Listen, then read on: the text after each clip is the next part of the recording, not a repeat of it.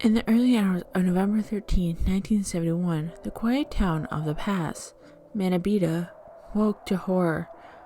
On a frozen dirt road just outside of town, the body of a young woman was found, mutilated, half buried in snow.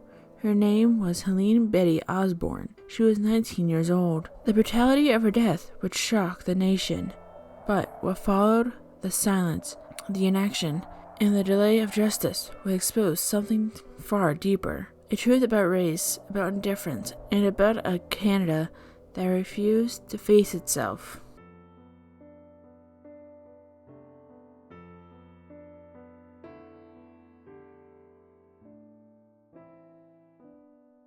Helene was born in 1952 in Norway House, a remote Cree community 450 kilometers north of Winnipeg. She was one of 12 children raised by parents who worked hard and taught their children the value of education and faith.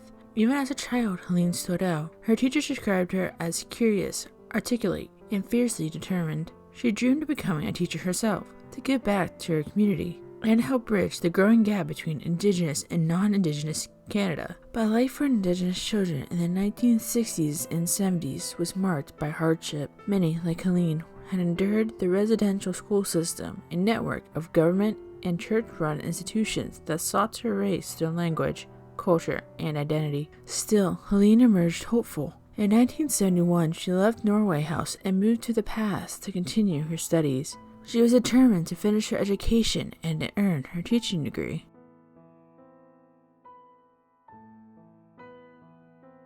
At first glance, The Pass seemed like any small prairie town, quiet, industrious, proud of its hockey team and its main street diners. But beneath the surface was a divide.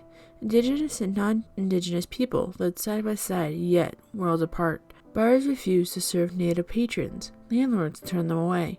Many white residents viewed the Cree people as outsiders, even though they had lived on that land for generations. It was this environment, one heavy with prejudice, that Helene tried to build a future.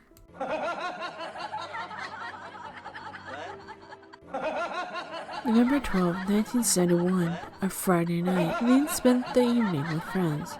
They talked about school, about family, about the upcoming winter holidays. Around midnight, she decided to head home. It was a short walk, one she made before, but this night, 4 young men were also out on the streets. The men had been drinking heavily, bragging, joking, looking for trouble. When they saw Helene walking alone, they slowed the car. What started as taunting soon turned to violence. They forced her inside the vehicle and drove out of town.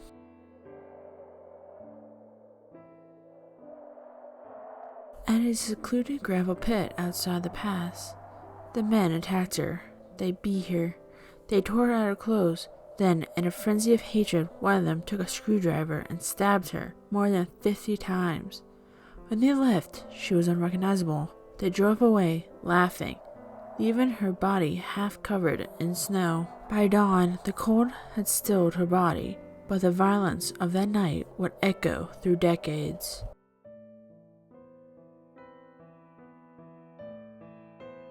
Helene's body was found the next morning by local residents. The RCMP launched an investigation, but almost immediately the case began to crumble. Evidence was mishandled, witnesses weren't interviewed, key reports disappeared. All, perhaps worst of all, the community knew who did it. Everyone in The Pass whispered the same names: Johnston, Hutton, Colgan, Manager, but no one came forward. The silence wasn't born from fear, it was born from indifference. In the eyes of the white residents of The Pass, Helene's life didn't matter enough.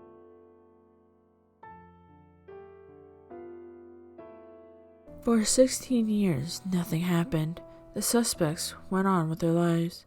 Helene's family mourned in silence, carrying their grief across generations. The RCMP's file grew cold, forgotten in a cabinet of unfinished work. It wasn't until 1983, when one of the men began to talk, that the truth finally broke through.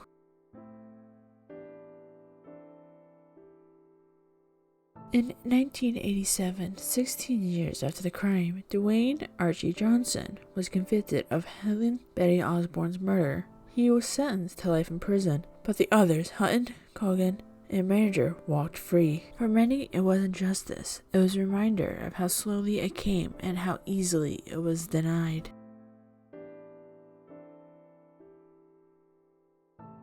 In 1991, Manitoba launched the Aboriginal Justice Inquiry. It was one of the most significant human rights investigations in Canadian history, but were clear and damning.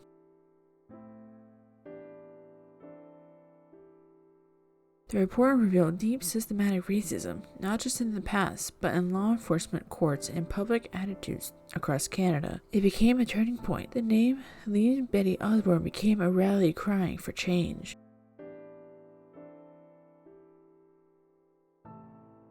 Today, her name lives on in schools, scholarships, and advocacy groups.